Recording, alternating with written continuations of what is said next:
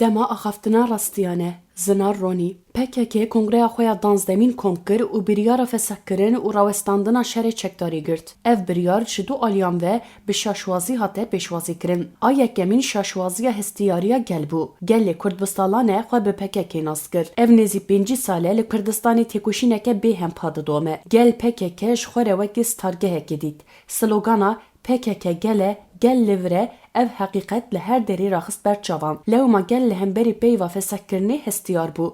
Ev jî tê fêmkirin. Ji xwe piştî daxuyaniya berfireh rewş hinek din zelal dibe. Di her platformê de hata ziman ku ev biryar di têkoşîna azadiyê de tenê guhertina rêbaza têkoşînê ye. Armanca bingehîn jiyana azad e. Jaliyekê ve jî ji ber baweriya birêbertî û pêşengên PKK gel difikire ku dê geşedanên baş çê bibin. Her wiha PKK diyar kir ku ji bo ev biryar bikevin meriyetê, hewcedarî û birêvebirina pratik a rêber Apo heye û divê demildest zemînê siyaseta demokratîk were ava kirin. Şaşwaziya duyem jî ya faşîst û nijadperestan bû. Desthilatdar jî di nav de faşîstan, reş, spî û kesk ne li benda tiştekî wisa bûn. Bi dehan salan e dibêjin PKK jaliyê hêzên derve ve tê birêvebirin û niyeta wê tune ye dev ji çekan berde. Hemû polîtikaya xwe ya hundirîn û derve li ser vê ava kirin. Rêber Apo bi dehan caran bang li dewletê kir ku pirsgirêka Kurd biriyên demokratîk bên çareserkirin. Ji bo wê gelek caran agirbest hatin îlan kirin. Lê dewletê wekî bersiv êriş zêde kirin. Rêber Apo ji salên notî heya niha di nav hewldanan de ye ku şerê çekdarî raweste û zemîna têkoşîna siyaseta demokratîk pêş bikeve. Lê dewlet ji bo derfet nede ku têkoşîna gelê Kurd rewa bibe her tim şer domand. Niha jî dema PKK kongre kom kir û biryarên nû girtin jaliyên faşîstan ve bertek bilind bûn. Bangewaziya 27 Sibatê ji gelek aliyan ve hincetên dewletê ji dest girtin. Biryara PKK hincetên mayî jî ji dest wan girtin. Ji ber ku tu hincetên ku êriş bikin nemane nizanin çi bikin. Hewma ye bêjin çima PKK dev ji şer berdide. Hinceta wan çi ye? Dibêjin dev davêjin peymana Lozanê û damezrandina Komarê.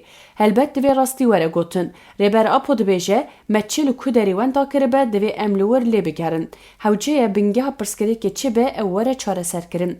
Dibêjin rojekê dinêrin ku Hoca Nesreddîn nîvê şevê li kolanê dibin lembeyê de li erdê li tiştan digere. Yên diber re derbas dibin jê dipirsin ka ew çi dike. Dibêje ku derziya xwe wenda kiriye û li derziya xwe digere. Dîsa jê dipirsin de derziya xwe li ku derê wenda kiriye. Dibêje min li malê wenda kiriye. Li ser vê xwe pêre acaz dikim. Dibêjin madem te li malê wenda kiriye çima li vir digerî. Dibêje mal tariye li vir ronahî heye got belkî li vir bibînim. Mal tarî be jî hewceyê li malê li derziyê bigerin. Hege tarî be wê demê divê mirov çirayekê pêxe. Ne wisa be em ê jî wekî Hoca Nesreddîn bikin û bibin mijara pêkenokan. Îro li Tirkiye sedema yekemîn ya pirsgirêka Kurd şêwaza damezrandina Komara Tirkiye û peymana Lozanê ye. Komara Tirkiye li ser qodên înkarê hate damezrandin. Peymana Lozanê jî li ser înkara rastiya gel û baweriyan hate morkirin. Heya ku ev her du şaşîtî ji holêran ebin pirsgirêk jî çareser nabin. Derdorên faşîst ji ber ku tu hincetê din nedîtin îtiraz bikin bi zanebûn van her du xalan derdixin pêş. Derdê wan jî diyar e.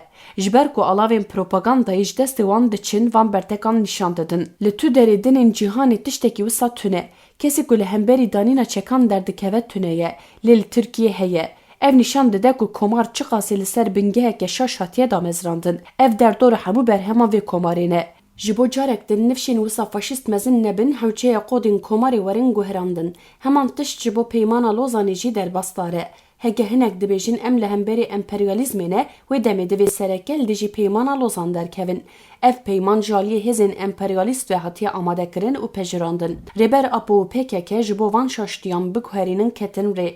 Rêber Apo bi xwe ji bo pirsgirêk çareser bibe gelek rêbaz ceribandine. Di salên 1970 de tu derî nema ku serî lê neda û neceribandin. Di dawiya dawiyê de diyar dike ku ew mecbûr mane rêbaza tundiyê bikarbînin. Di axaftineke xwe de dibêje em ne heyranê çekê ne. Me ne ji kêfa xwe destavîtiye çekê. Lê dewleta Tirk ji bo vê rastiyê berova jî bike tu sextekarî neman ku nexistin meriyetê. Mehmet Alî Bîran di axaftineke xwe de digot me ev qas tiştên nerast dikirin nûçe demek hat êdî me jî ji wan derewan bawer dikir. Dewletê hemwelatiyên xwe hînî derewên xwe kirin.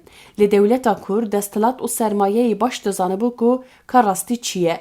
مخابن جبو راستی درنکه و هوله دره و لسر دره وان سختکاری لسر سختکاریان دکرن. داوی ها طرف شکوسا که همولاتی وان دره وان جی دولت زیده تر بپاريزن. د دادگاه نورنبرگ در رایدار نازیان دما جبر سوچین همبری مروایی دهاتن دارزادن دادگاه جو وزیر دادی و دمی دپرسه. هون کسی که زانانه گلک دولتان مکازگون خویلی گوری درسین و دزاننگه ددان آماده کرن. ما و اوقاس خلاتی ندیدن. چما ته اف کارگرد و بردوام کر دپرسه. او جی دبیجه هیتلر بانکر گو دولتا وان جالی هزین درو و دبن تالوکه که مزنده دو گوت شبو اف تالوکه را به حیا دمکی ام دکارن مافی سوسیالیستان، جهویان، کومینیستان، دموکراتین سوسیال دانین آلیه که جبوی از جیوسا فکریم من جی دو گوت جبو سلامتیا دولتی ام دکارن جبو دمکی هنک مافان قدخه بکن لی من دید گو به دمیر اف تشبو راستیامه بو شوازا جیانامه جبر وی فراستی رهبری نازیان بو سدما قتل کرنا به میلیونان مروفان. کمارا ترکیه جهرتن به سلوگانا دولتا ما تالوکین درو و هندورین را روبرویه لو مادوی ام ببن یک و ام دستور ندن کس بحثا مافان بکه. خوستکن گل و باوریان چوستاندن لی ادیدوی راستی ورن آخافتن. راستی ورن نیقاش کرن دا کوریا شش سر راست ببه. هگر رایدارین دولت و سیاست مدار وی راستی قبول نکن او هیچ گلک اش ورن جیاندن.